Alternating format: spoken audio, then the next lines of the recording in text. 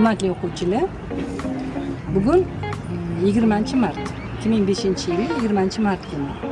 Qanaqa kun? Kim aytadi bugun?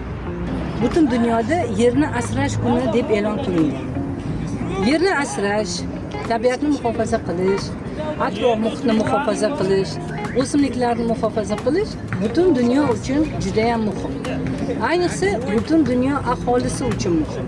Ana o'shaning uchun ham dunyoda yerni asrash kuni qabul qilingan. Nima sababdan o'simliklarni muhofaza qilishimiz kerak?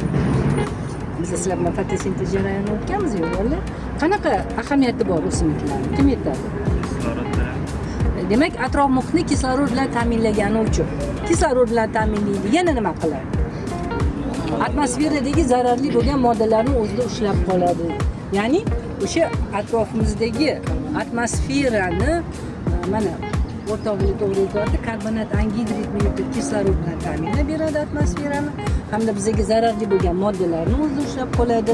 Chang, to'zonlarni o'zini baylarda saqlab qoladi. Ana o'shaning uchun ham insonning sog'lig'iga foydali bo'lgan o'simliklarni turlarini muhofaza qilish, tabiatni muhofaza qilish, yerni asrash kuni shu bugunga to'g'ri kelgan. Ya'ni kim aytadi 20-mart kuni nima sodir bo'ladi? Yaxshi ko'rasizlar, internetga kirib ko'rishsa gapi. Bugun qanaqa kun? Bugun qanaqa kun? Hatto'roq gapiringlar. Oy bilan, kun bilan bir. Kun va tunni bir xil vaqtda bo'lishi, to'g'rimi? Demak, mana shu kunga to'g'ri kelibdi. Yerni asrash kuni. Demak, o'simliklarning foydasi haqida biz sizlar bilan juda ham ko'p gaplashgan.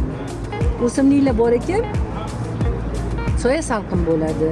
Boya sanab o'tganimizdek, o'sha havoni tozaligi, musaffoligi, insonning salomatligiga ta'siri o'simliklar bilan bog'liq ekanligini biz sizlar bilan o'tganmiz.